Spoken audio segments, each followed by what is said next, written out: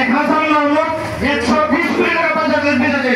এই দেশ থেকে এই দেশে ঘুরে পালিয়ে যেতে আমাদের দেশের অবস্থা খুব ভালো না, খুব খারাপ। বর্তমান সরকারের কাছে অনুরোধ করবো একটা গণতান্ত্রিক পরীক্ষায় যেন নির্বাচন দেয়। নির্বাচন ছাড়া এই দেশে ভালো কিছু আমরা করতে পারি না। বাংলাদেশের মানুষ শাস্তি পেয়েছে। আসসালামু আলাইকুম। আজকে গরমে আমাদের অতিথি সব আপনারা সবাই কষ্ট করতেছেন, তথাপি আমার এক দুইটা কথা বললে না বললেই হয়। আজ 1 সেপ্টেম্বর 1978 সালে এই দিনে শহীদ প্রেসিডেন্ট জিয়াউর রহমান সাহেব এই দল গঠন করে গেছেন। সেই দলের বয়স আজকে ধীরে ধীরে 47 বছর পদার্পণ হয়েছে। তাই আমার এগারোসুন্দর ইউনিয়ন বিএনপির পক্ষ থেকে অগ্রিম শুভেচ্ছা জানাই সকল জেলা সৈনিক বৃন্দদের। আমরা এমন একটা সময়ে উপনীত হয়েছি যখন আমাদের দেশের নির্বাচন নিয়ে তাই বাহানা চলছে, ষড়যন্ত্র চলছে। আমরা যেন নির্বাচনমুখী হতে না পারি, বিভিন্ন কুচক্রী মহল পিছন থেকে ক্ষমতা দেওয়ার ইচ্ছা চেষ্টাই করছে। তাই সংগ্রামী সাথী বন্ধুগণ, আমি একটা কথাই বলতে চাই, এই পাকুন্দিয়ার বড় মানুষের নেতা কথা কঠিয়াগের যারা একমুখের জালাল আহমেদ ভাইয়ের নির্দেশনায় আমরা জানেন সিনের সকল ভাই একত্রে অনুরোধ থাকবো ইনশাআল্লাহ। আসসালামু আলাইকুম। টাইমলং এগারোসুন্দর ইউনিয়ন থেকে নয়টা ওয়ার্ডের সভাপতি, সেক্রেটারি এবং কাউন্সিলর বৃন্দ যারা এসেছেন সবার প্রতি আমার সালাম। আসসালামু আলাইকুম। আমরা আজকে এখানে সমবেত হয়েছি একটাই উদ্দেশ্য, আমরা বিএনপি করি। এই বিএনপির জন্মকে আজকে 47তম প্রতিষ্ঠা বার্ষিকী। শহীদ প্রেসিডেন্ট জিয়াউর রহমান এই দিনে এই দলটাকে প্রতিষ্ঠিত করেছিলেন।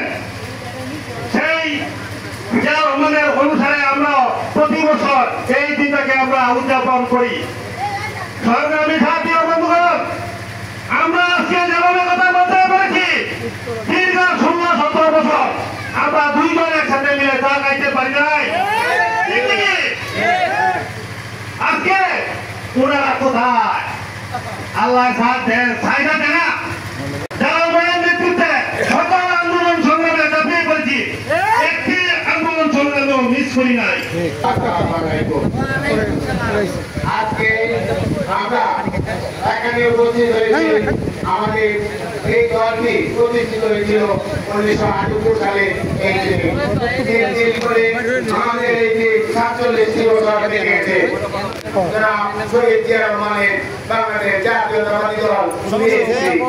এখন আমরা এখানে উপস্থিত হওয়ার উদ্দেশ্য আরো আছে। আমাদের প্রধান নেতা জনাব জালাল ভাইয়ের হাতকে শক্তিশালী করার জন্য আমরা কি সবাই রাজি না? ইনশাআল্লাহ আমরা চাই উনি এই মাকুদিয়া প্রতিনিধি জননেতা জালাল ভাই এখানে এমপি হিসাবে এমপি হয়ে আছে, এই আশা আমরা ব্যক্ত করি।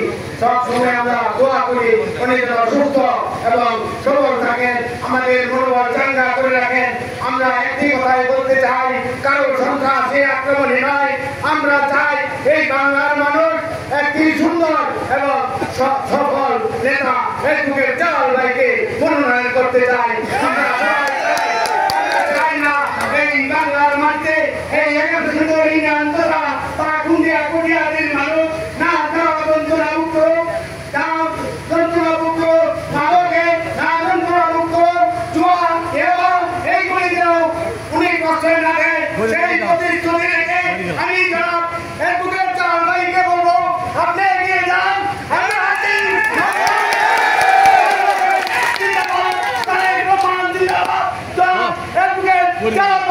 জিন্দাবাদ। পাকুন্দিয়া থেকে আগত সকল নেতৃবৃন্দ জিন্দাবাদ, জিন্দাবাদ, জিন্দাবাদ।